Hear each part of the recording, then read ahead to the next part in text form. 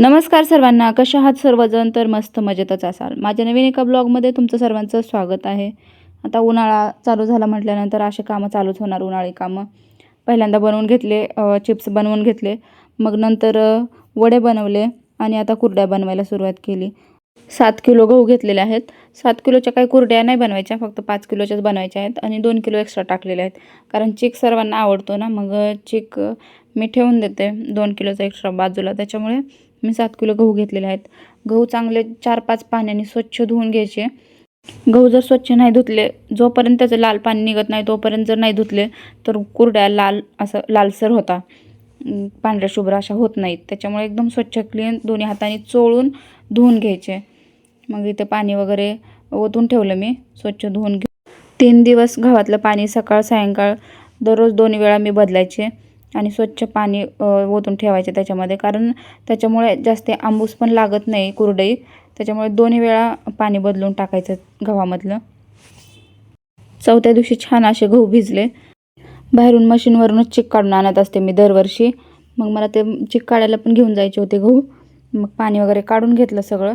चौथ्या दिवशी एकदम खूप छान भिजले होते गहू. तर बघा इथं पाणी वगैरे सगळं काढून घेतलेलं आहे. एवढे गहू झाले, 7 किलो म्हटल्यावर भरपूर झालेले होते. तर बघा किती छान गहू असे भिजले. आणि गहू चांगले भिजल्याशिवाय कुरड्या पण चांगल्या होत नाही आणि चिक पण जास्ती पडत नाही. हे डबा आणि टप मला काय गाडीवर एकटीला घेऊन जाता नसता आलं, म्हणून मी तिला सोबत घेऊन गेले प्रणिताला. ती बोलली येते मी, चला. मग आम्ही दोघी गेलो. मग हे चिक वगैरे काढून आणलं. खूप छान चिक निघाला. त्या मावशी पण बोलत होत्या खूप छान गहू भिजले. त्याच्यामुळे मी तिसऱ्या दिवशी गहू नाही घेऊन गेले मशीनमधून चिक काढून आणलं. कारण तिसऱ्या दिवशी होतच नाही. काही काही गहू होता चिक काढायला येतं, पण काही काही गव्हांचं नाही येत. त्याच्या घरी आल्यानंतर ते कुटाणे आहेतच, सगळं चिक व्यवस्थित असा काढून घ्यायचा. फक्त एवढंच की जास्ती ताकद नाही लावावं लागत, आल्लाद सगळं होऊन जातं. मशीनमधून तर गहू काढलेलेच असतात, मग त्याला काही वेळ लागत नाही. मग आल्यावर सगळं 7 किलो गव्हाचा चिक काढायला मला खूप वेळ लागलं, 2-3 तास लागले. आणि मुलं होतेच मदतीला, त्याच्यामुळे एवढं काय वाटलं नाही. बघा किती पांढरा शुभ्र असा चिक पडलेला आहे. खूप छान चिक पडला, कारण गहू खूप असे स्वच्छ धुवून घेतलेले होते मी. सगळं म्हणजे गव्हापाशीच असतं, कारण गहू जर स्वच्छ नाही धुतले तर चिक पण असा पांढरा शुभ्र नाही पडत. मुलं मदतीला असल्यामुळे काय नाही वाटत, करू लागता हाताखाली ते. कारण एकटीला एवढं होतच नाही ना, आणि एवढे कुटाणे करायचे म्हटल्यावर एकटीकडून नाही होत. त्याच्यामुळे दरवर्षी करू लागता मुलं. चिकाचा आंबट वास येत होता, पण काय, चिक आवडतं खायला, त्याच्यामुळे करता मुलं, एवढं काही हे नाही. इथे झालेलं आहे माझं सगळं चिक वगैरे काढून. मुद्दामून जास्ती पाणी ठेवलं, कारण पाणी जास्ती ठेवल्यानंतर मग सकाळी आपण काढून टाकतो, छान होता कुरड्या. तर झालेली आहे सकाळची सुरुवात. शुभ सकाळ सर्वांना. सकाळी लवकर उठून मग चूल वगैरे पेटवून घेतली, पातेल्याला माती वगैरे लावून घेतली, थोडंसं तेल टाकलं आणि मग पाणी टाकलं. पाणी थोडंसं मी जास्तीच ठेवते आदन पाण्याला, कारण नंतर जर पाणी लागलं तर आपल्याला गार पाणी टाकता नाही येत, म्हणून त्याच्यामुळे थोडंसं पाणी जास्तीच ठेवते मी. पाणी काढून ठेवायचं नंतर, चांगलं उकळल्यानंतर पाणी. आणि जेवढं लागतं तेवढं मीठ टाकून दिलं. इथे मी जाडं मीठ टाकलेलं आहे, कारण इथे सकाळी चिक पण गाळून घेतला. रात्री ठेवला होता गाळून, पण थोडं थोडं दिसत होतं ना, म्हणून डबल गाळला.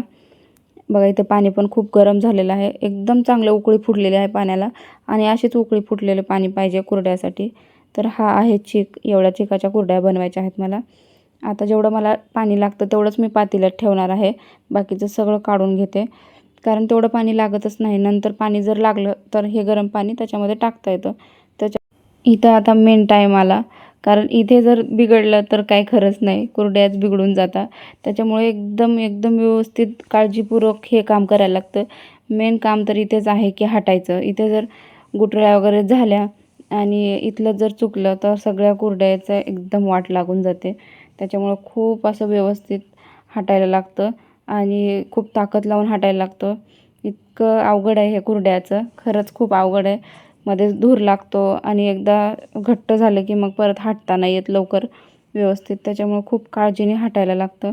तर बघा किती किती ताकद लावून हटायला लागलं मला हे. आणि पांढरा शुभ्र चिक पण झालेला आहे बघा, दिसतोय एकदम पांढरा शुभ्र चिक दिसतोय. इथे चांगलं व्यवस्थित असं हटून वगैरे झालं. छान असं व्यवस्थित हटून घेतलं, 2-3 वेळा हटून घेतलं. आणि आता झाकून ठेवायचं होतं, कारण चिक शिजायचा पण बाकी होता ना. त्याच्यामुळे पटकन असं व्यवस्थित सगळं पुसून वगैरे पातेल्याचं झाकून ठेवून दिलं आणि छान असं चिक शिजू दिला. बघा छान असं चीक शिजला ना तरच कुरड्या छान होतात, कारण तुटत नाही कुरड्या. त्याच्यामुळं चीक शिजवायचा चांगला. बरा छान असा चीक शिजलेला आहे आणि मग नंतर मी कुरड्या बनवण्यासाठी घेतल्या. तर बघा किती छान कुरड्या झाल्या, खूप छान कुरड्या झाल्यात.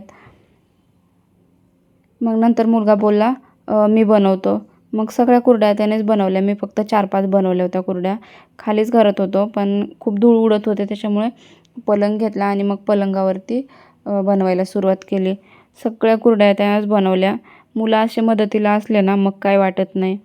बघा एवढ्या झालेल्या आहेत कुरड्या. कशा झाल्या आहेत, जमल्या का? नक्कीच मला कमेंट करून सांगा. भरपूर झाल्या 5 किलोच्या कुरड्या. बाहेरून एवढं आणायचं म्हटल्यावर विकत ते नाही परवडत. त्याच्यापेक्षा घरी भरपूर होऊन जातं. चीक व्यवस्थित शिजला की नाही कसं ओळखायचं? जेव्हा आपण कुरडई बनवतो तेव्हा आपण ती कुरडई लगेच उचलून बघायची. ओली कुरडई उचलून बघायची. ती कुरडई तुटली की समजायचं चीक शिजलेला नाही.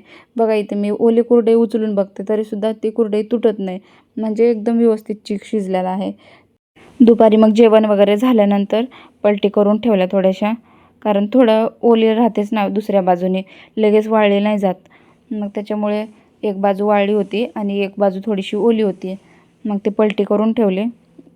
संध्याकाळी 5-6 वाजेपर्यंत वाळून जाईल म्हटलं. तर बघा अशा झालेल्या आहेत. कशा झाल्या मला नक्कीच कमेंट करून सांगा.